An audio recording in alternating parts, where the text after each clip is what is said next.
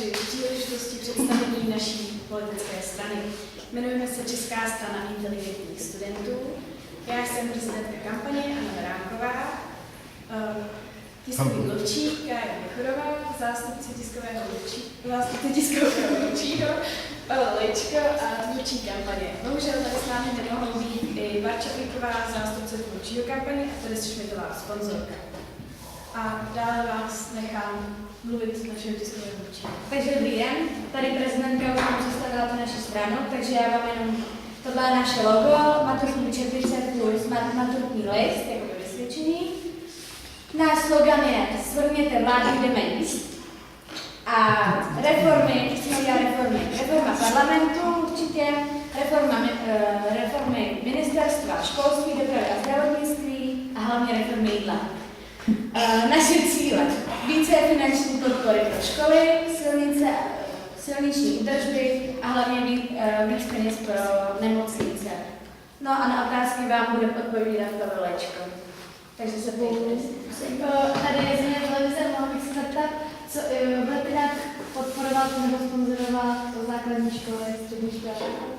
Jak už jsme tady moje kolegyně říkala, tak budeme finanční podporu do všech škol základních, středních a vysokých. Dobrý den, tady Milner Mix.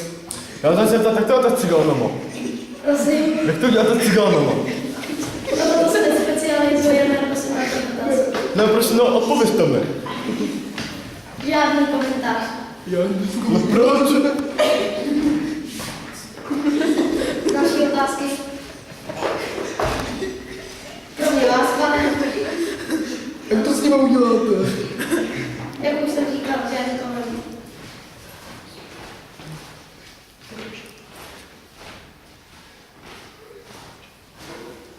Prosím.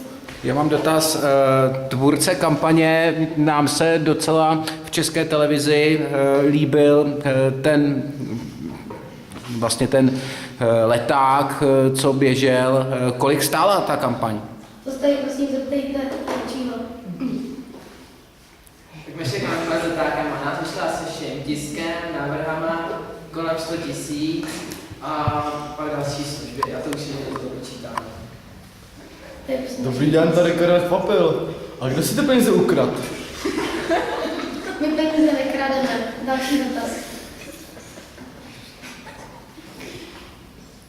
Tereza Hartová, ČT24. Můžu se zeptat, chcete provést nějakou větší reformu školství, jako aby to ty žáci cítili na sobě? Ano, chceme zejména, aby učitelé se více specializovali na daný obor, který vyučují. Ještě jedna věc, ale bych se dala jako s platama a takhle. Platy se zvýší jak na kterých školách a podle toho, jestli budeme zvoleni. Tady vás dostaneme u Gamba a budou se zvyšovat platy i matematikářů. Starší matematiky. Všem učitelům, ano. Ano. Tady vás teda volit nebudu. Děkuji, že jste nás informoval. Další. Budou nějaké nové školní pomůcky nebo takhle? Peníze se budou dát do škol a je na škole, jak s nimi vynaloží. Tereza Hartová. Chtěla bych se vás zeptat, jestli na různých školách jsou tablety, interaktivní tabule. Chcete něco podobného zavést u všech, nebo Už jsem odpověděl, peníze se dají do školy, na školách, jak to udělají. Můžete ho prosím někdo vyvést této místnosti? Prosím. Dobrý den, Radio Frekvence 1. Prosím vás, jak budete zvyšovat ty platy? Kde na to chcete vzít prachy? Jak jsem říkal, tak teda, to jsem bohužel neříkal. Budeme usilovat o reformu ministerstva školství, dopravy a zdravotnictví. Všechno to dáme do jedné budovy a osnadní prodej jmen. Tím získáme značnou část peněz. Prosím, vyveďte ho. Je to svůj jak? Ne, tady slečna.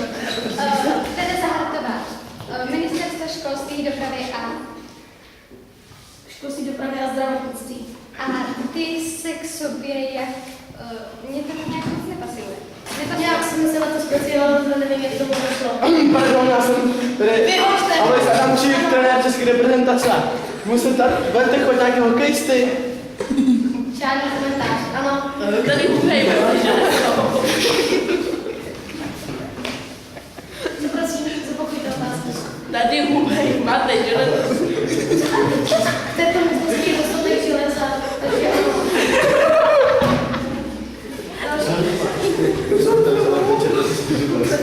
Dobrý den, Kamil byla Radio Frekvence 1. Jak jste říkal, že pronajmete ty budovy, budete tam pronajímat cikáni nebo Ukrajince? Ne, pouze firmy.